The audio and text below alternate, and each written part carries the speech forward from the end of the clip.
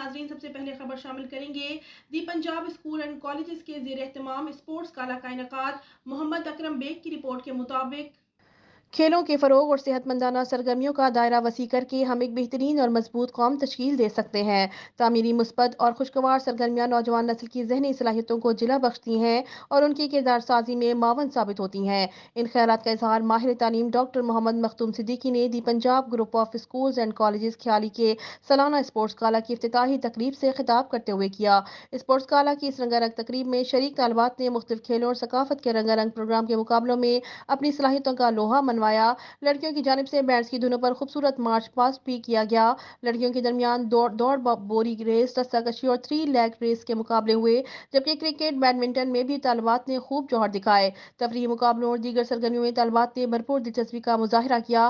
तालिबात ने मुल्क की सकाफत की मुनासबत से बनाए गए खसूसी मलबूसात जेब तन किए हुए थे।